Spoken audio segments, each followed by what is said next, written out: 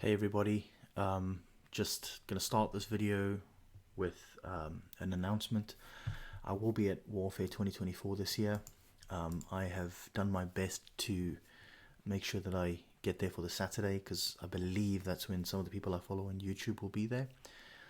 If you are going to be there, I'll be, as I send out videos up to the end of the month, I'll just be nailing down probably what I'm going to be wearing. I'll probably be wearing a ridiculously bright green Bucky's t-shirt that says Terrell or whatever Texas on it, so that I'm standing like a sore thumb. Uh, but at least you'll see me coming. So I'm coming to Warfare again. I haven't been there since 2022. I've made my flights, or I've arranged my flights so that I will land at 6 a.m. on Saturday morning, and then I will come straight to the venue. So I am definitely coming on the Saturday. Not sure about the Sunday yet, but if somebody else is going to be there on Sunday, I might pop around as well if anybody's going to be about. But probably just the Saturday for the moment. Looking forward to coming. As always, it's I'm not going to be playing any tournaments or anything. I'm just there to hang out, take it in, do some shopping, and meet some people hopefully from the community. I took a look at who the traders are, the confirmed traders. There's a couple of figures companies that I'm keen to have a look at. Athena Miniatures, which is one of the companies that Ralph spotlighted on his channel. Just wanted to say I think they're amazing. They look really good on the website, so I'd like to see them in person. Backer 6mm, always great. I've got a few things I want to pick up from him. Caliver Books. There's sometimes I have some good used stuff. I might do a bit of dumpster diving there and see what I can find. Conquest Games, not quite sure. I don't know all these companies. Any bookshop will always get a visit from me. Empress Miniatures, absolutely will visit. A huge fan of Empress. Bought a bunch of stuff from them last time. They've got a few things I want actually. I think if I might contact them and see if they can bring me some horses that are like grazing. I'm looking for some officers' horses for Crimea, so I might pin them an email, make sure they bring some of those along. Essex Miniatures, yes, I'm so glad they're going to be there. I'm so keen to purchase some Essex stuff. Yeah, looking forward to. I'm going to contact them and make sure they have their Numidian stuff with them. What else? Great Escape Games, bought Greeks from them last time. Really cool stuff. Gripping Beast, haven't bought from them in a while, but they've always got something good. Grubby Tanks is going to be there. That's a good shout. Heroics and Ross, some of their 6mm World War II stuff is always good. And then what else is here? New Line Designs. I haven't seen them in a while. Be nice to catch up with those lads, see what they've got that's new. Pendraken are going to be there, which is great because I need some French artillery pieces for Franco-Prussian War. Yeah, there's loads going on. There's Tiger Miniatures. Oh yes, they do Balkan Wars range, so I'd like to see those in person. Potentially make some purchases. My wife's going to hate this. Literally book my entire flight out there based upon coming to the show. If you are going to be there, please let me know in advance, so that I can make sure that I set time aside to see people and to catch up. Maybe we can do lunch or something. If anybody's, obviously it's going to be a busy day. People might be busy during the day with a tournament or something like that. I'm not sure what people's plans are, but we could always go to a pub afterwards and have dinner or something. So yeah, be great to see people. I'll make frequent announcements throughout the month in the run up to the actual 0 hour. I'm just making this video. It was prompted largely by the channel Wargaming and Modeling. That's Alan, who runs that channel over there. It's one of the smaller channels, but one I've enjoyed watching recently. He has lots of really good stuff on there. And one of the big things that he's currently working on is a bolt-action Greek army for the Italo-Greek War, which was a sort of prelude to the German invasion. It was fought between, well, as the name would imply, it was fought between Italy and the Greeks, primarily in the Epirus region in sort of southern Albania, modern southern Albania, and you know, it had obviously the Italians and the Albanians fought. I think at this point Albania was sort of puppet state under Italian power. The Greeks fought the Italians to an absolute standstill and then started whipping them. So in the Greek popular imagination, this is one of those like wars where they had absolutely no chance, and then they went and actually snotted up the Italians. It was pretty brutal. It was fought in mountainous terrain through the winter. So it started in October 1940 and ended in April 1941 with the Germans invading Greece, right? Once the Germans invaded Greece, it was pretty much game over, and Greek resistance ended. Well, formal Greek resistance ended. So if you go to Greece and you have a look at the museums there and stuff, they go absolutely. It's like a huge moment in their history, and it's one of the key sort of points that they have a holiday on October the 28th called Ochi Day, which means no day, which is when Mussolini issued an ultimatum to Greece demanding that they cede land, and they just said no.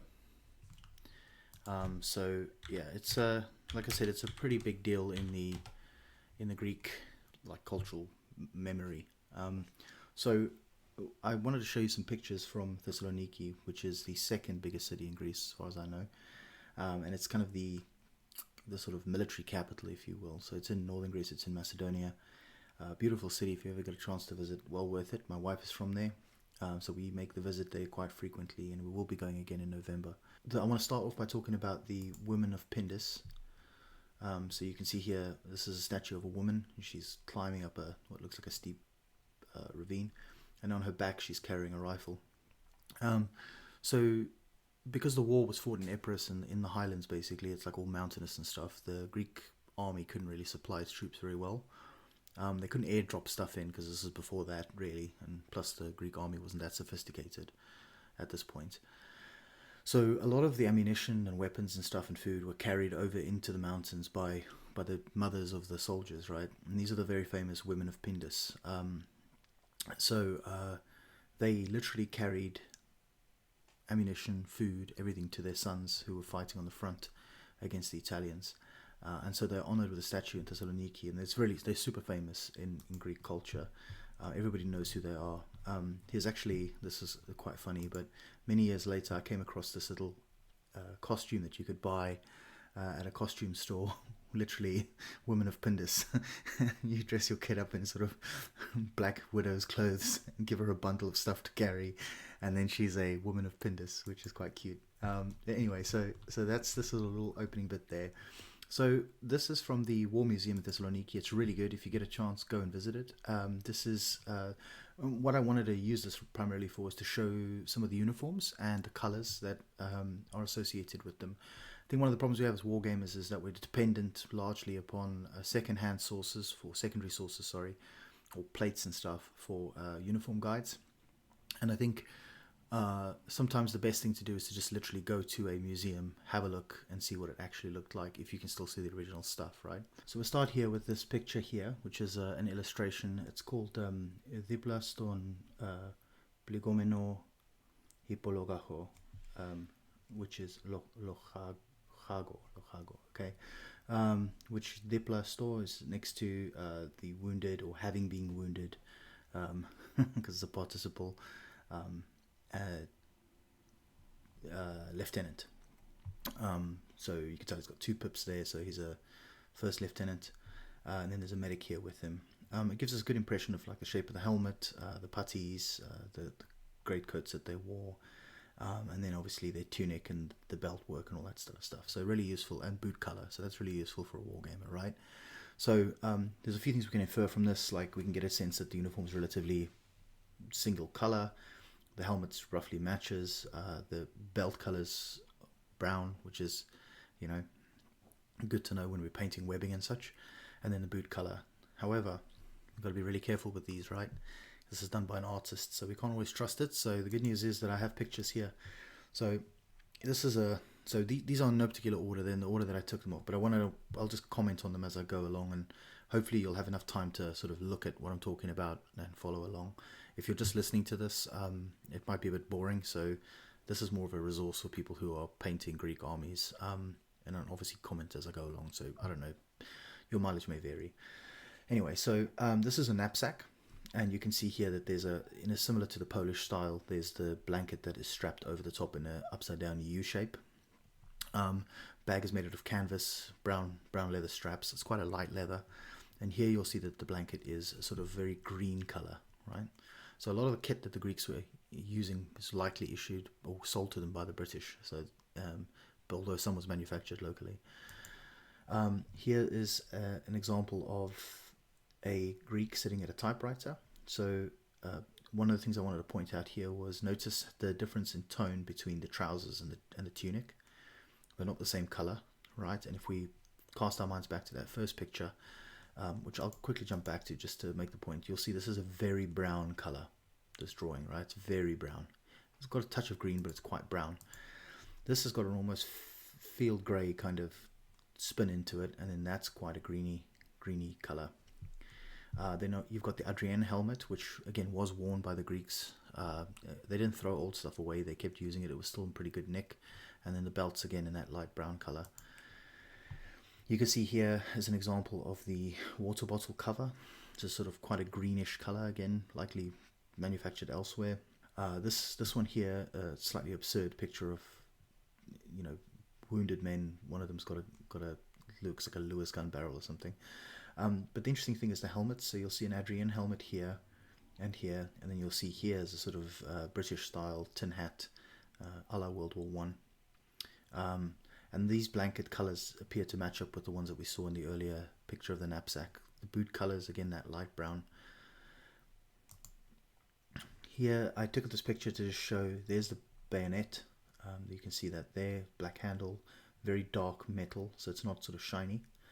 And then he's got these ammunition pouches, again, in a light brown, but also in a black. So that would imply that, again, shortages likely meant, or, you know, different manufacturing areas meant that they weren't always the same, so uniformity isn't like 100%. This is a close-up of the actual Greek type helmet. It looks to me very similar to an Italian style helmet, and note the color though. The color is different from the coat, and again, apologies for the glare, but there's nothing I can do about that given that I was taking this in a museum. But I think the tonal shift is different. Again, that very first picture we looked at, kind of the helmet and the tunic and the trousers and everything was the same color, and that's just not true. This is a slightly expanded shot. You can see the helmet there has got a sort of grayish tinge to it. Then the uniform, the puttees are actually, I would say this looks like a more brown color on the trouser, and then a green, slightly more green on the puttees. That light brown, kind of almost a red brown here for the boots. Here's the medic's bag, which is a sort of blue-grey canvas. The haversack there, which is that typical haversack color of a sort of buff-ish color. Again, a lot of the belts and stuff are in brown, but the brown varies. It can be a sort of light brown, or it can also be a sort of polished brown. Apologies for the glare again. There's not much I can do about that. I can't really break the glass cabinets open. But there's a slight tonal shift. Might also be textural shift, textile shift between the tunics and the greatcoat. Medic markings are quite clear. And then this is an entrenching tool. Again, brown leather work, brown strap with a sort of metal fitting there. So these are the sort of tabs that you'll notice on collars, on greatcoats and tunics, and they denote your arm of service. They don't always have the little grenadier symbol on. Obviously in the field this is shiny, and shiny stuff is bad. Some of them you can kind of work out yourself, but we'll quickly go through them. So Peziku is infantry, right? If it's this one here is like the higher school. It's like a from a school of war, so it's like people who've been to an actual like military college. This is just the infantry, so the infantry will have the red tabs. The Pyrovoliko is artillery, literally the fire throwers. That looks like a black, not quite a black. I'm not quite sure what color that is. I'd have to, maybe it's a dark blue. Ipiku is going to be cavalry. Mechaniku, mechanicals, so engineering. Iatriku is going to be doctors, medical, yeah. This one is Kitiniatriku, this is animal doctors, so veterinary services. This is Pharmakevtiku.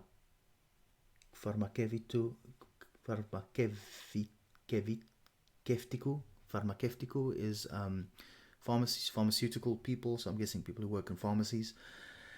Chorophilakis, these are going to be the word I think that would be common is probably gendarmerie, so like kind of a police force. Autokinton, so that's going to be cars, like armored cars and stuff. Epimelitias, logistics. I like how they have a B as their symbol, and then musico is musicians. So if you've got any musicians, you're going to paint them with these light blues.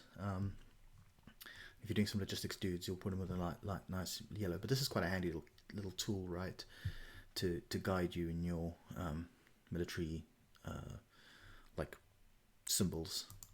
And then this is Italian kit. So one thing you may consider is like that maybe a water bottle may have been pilfered from the Italians. So it's not beyond the realms of painting your Greeks as having like either black webbing taken from the Italians or a water bottle cover, which is kind of in this grey rather than in the green that we saw earlier.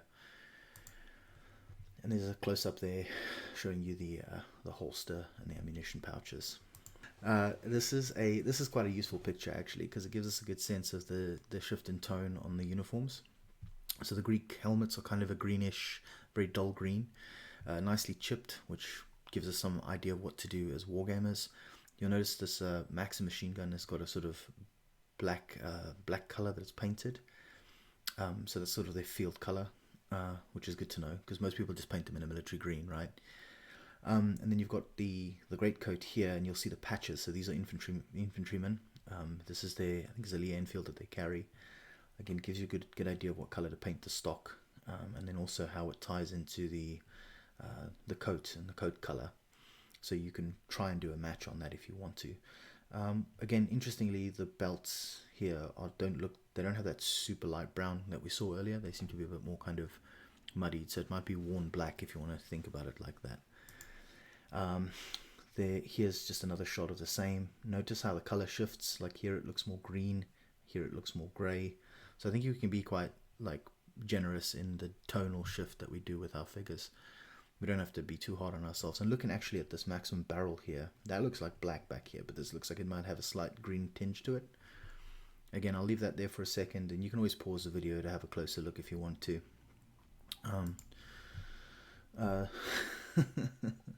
This is a logistics dude, based on his yellow tabs. He looks like a shirking, like a logistics people typically do. I'm just joking, of course. Although he is wearing cavalry boots, which is slightly weird. Those are very tall boots, so that's slightly off kilter. Let's just double check that. Yep, yeah, yellow is logistics, so those nice boots there. Again, the brown leather work, it's not super bright, so it's a little bit different. This is quite a green wool by the look of it, top and bottom match. So again, it gives you a sense. This might be manufactured by the British. I'm not quite sure how it ties into like British materials of the time, or probably World War I era materials, really. I'm kind of running out of photos here. We got the Adrian helmet again, the red collar tabs, and the uniform here. You can see there's quite a green putty. The bread bag is a sort of much lighter color here than it was before. Notice he's wearing black boots. So this is, again, I think it gives us a bit of wiggle room. The Adrian helmet's got a very brown color comparative to what we've seen before. I think this might be an Italian uniform here, this guy. So it's like a POW being offered a cigarette. That's what that looks like to me. And these are naval uniforms. We're not too concerned with those here.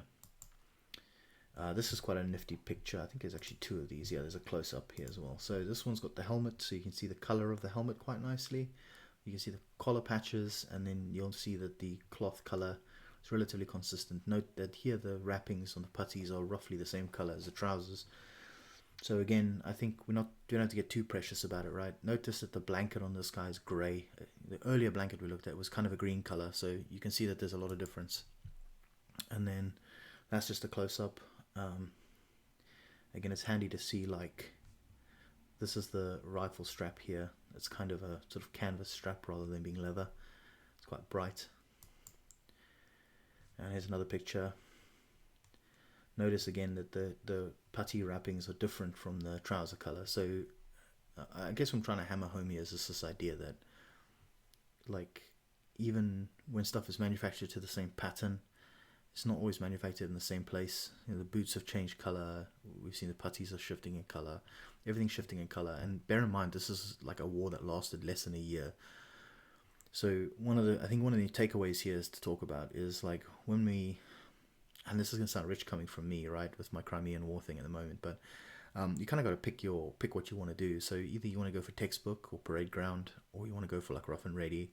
I think if you're going for rough and ready, you can be a little bit more. I don't want to say slapdash because it's not fair, but what I mean is you can be a bit more wide in how you do things. So if you feel like using different tones for webbing or for putties to trousers or whatever, mix stuff up. You know, there's no right, like, obviously if you paint them in bright pink, that's ridiculous. But what I'm saying is there's no exact color match for like the uniforms. So pick something that looks kind of right.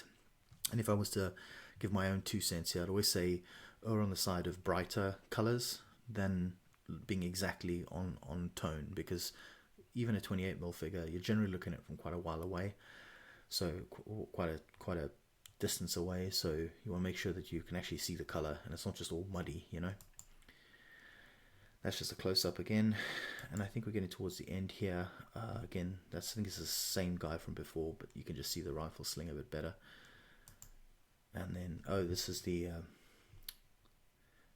what do you call it, the like an entrenching tool slot there, and the water bottle cover. Notice this one's a lot browner than the one we saw earlier, which was very green. Yeah, this is more our speed. So this is obviously a higher commander officer. Notice that the holster is kind of almost a blackish color compared to the red brown sort of belts and stuff. The tie, the yellow tie, and the field cap.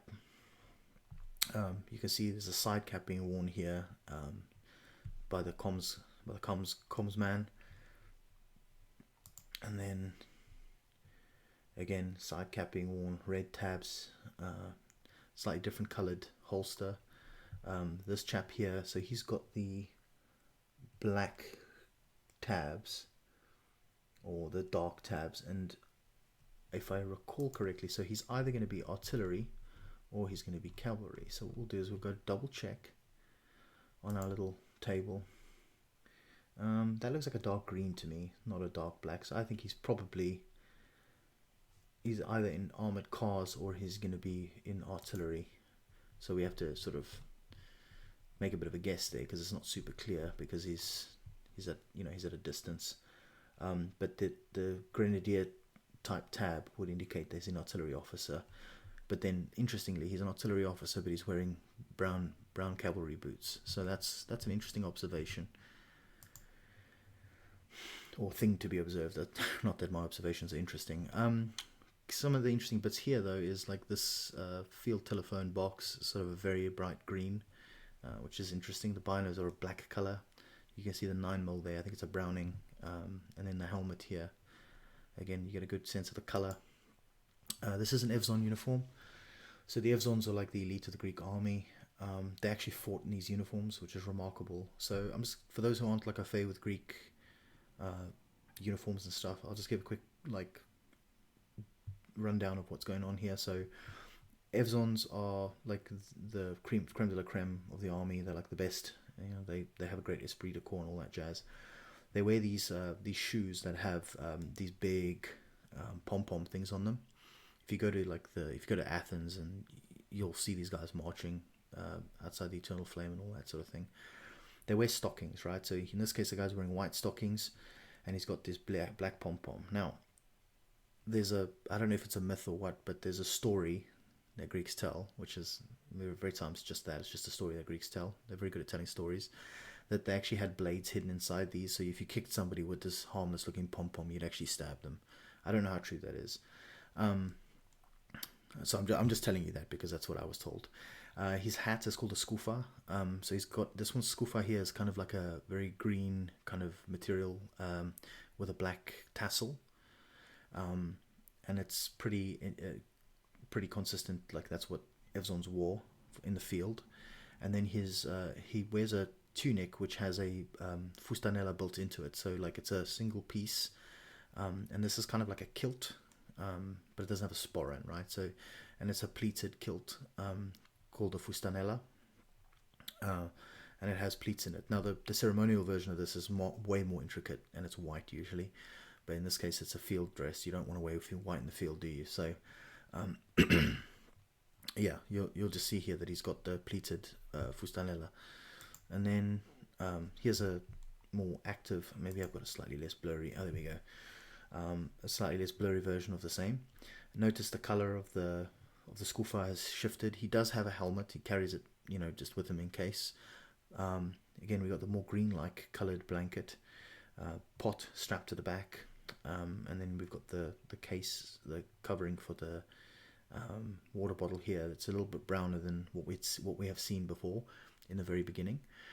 Note that he's wearing a kind of great coat. He's not wearing the fustanella, so let's flop it back again. This is actually like a great coat that goes over the top of the full dress. It's not pleated. He's wearing grey stockings, so this might be like more of a winter uniform. And again, notice the clogs that he wears with a heel and then with a pom-pom on the front. I know this probably doesn't fit Western sensibilities very well, but it's like a big deal amongst the Greeks. This is the more parade uniform. Notice the fustanella pleats. Although this is kind of a tunic fustanella, it's weird. I've not seen this before, because normally the Evzone will wear like a jacket, like a bolero type jacket, waistcoat over the top. But okay, whatever. And then white with red shoes. So this is more of the scuffa was traditionally red. So if you see pictures of Greek soldiers from like the 19th century, like the War of Independence and stuff, you'll see them with a red scuffa. That tends to be like the color they wore, unless they were from the islands. Then it changes, right? It just depends. But yeah, there's a bugler there. You can actually see a picture of a bugler there, and he's wearing the same sort of short-cut greatcoat type thing. And I think part of the reason why their style was to have a slightly shorter greatcoat is to show off the sort of leggings, and the shoes, obviously, which were a big deal. It really shows that you're an Evzone. Again, he has a great picture showing off the putty color versus like trouser leg, just to give you a good sense. And you can see he's an infanteer by his patches. Yeah. Anyway, I hope these pictures are useful to somebody out there. Officer's uniform here. He looks like an artillery officer. Again, he's got the black tabs with the grenadier symbol, and he's got the cavalry boots. So this is the second time we've seen an officer like this now. So I would suggest very strongly that these boots are relatively common in the artillery. Also an artillery officer, because he's got the black tabs with the grenadier like symbol, and he's got a lanyard as well, which is oftentimes associated with the artillery. Note that he's wearing black webbing instead of brown, and he's wearing black shoes essentially. This is an Evzone. No, it's not an Evzone. It's a guy in a side cap. I think I just took these pictures for like uniform details, so that you could get like a sense of like where stuff hangs on the chaps. I just wanted to share that there. I hope some of it's useful to anybody who might be thinking of painting a Greek army for bolt action or any other war game for that matter. By no means exhaustive. And again, it might not be the final word in uniforms, right? Chances are quite good that you go to a museum in Athens and you'll see something completely different. But I just wanted to share that with everyone, and again, I hope that somebody finds some use in it. Just a quick note as well. Came across this channel the other day, and I've been binging his videos. Corvinus Wargaming, really interesting chap, PhD student. I think that's the term, or graduate student. I'm not quite sure what they call it in America. But yeah, top man, makes some really good stuff. I see he's live at the moment, so I might jump into his live chat in a minute. But he does really good stuff. Let me show you some of his video stuff. So he's an expert, I would say, on all things Ottoman and sort of middle to I don't know if it's middle to Near East, or maybe basically everything Persia, Ottoman Empire, Egypt, up to like but he's admitted that he's not like a super expert on the Tibetans, but he knows more than I do. So really interesting guy. His cat's very active, which is awesome. And I've been really just smashing through his videos big time. I haven't caught up yet, but really good stuff. Please, if he's got way more subscribers than me, so chances are you probably for watching him already, and I'm just tardy to the party. I just wanted everyone to know that I really like this channel. I've been literally never had any interest in sort of the Ottoman stuff until I started seeing him talk about it. It's like infectious, his degree of like, what's the word I'm looking for? Enthusiasm. So yeah, really really cool dude. Check him out. Make sure that you go and check. Even if it's not your jam, the best part is he does these really good like historical videos where he talks like about like a particular topic, and he gives a really good like in-depth discussion, and it's very sort of nuanced. It's not just like he's very clearly an academic, so he doesn't pretend that he knows everything. He's always very kind of measured in his responses to stuff and to his comments on sources and so on. So yeah, please check it out if you haven't already. Again, I don't know how I missed this channel for this long. I was turned on to it by Kevin, because this chap made a comment on one of Kevin's videos, and I was just like, oh, who's this guy? He sounds interesting. He's got an interesting name. Clicked on it, and I was like, oh wow, channel of the year. Anyway, so yeah, just wanted to share that with everyone. Yeah, go check it out.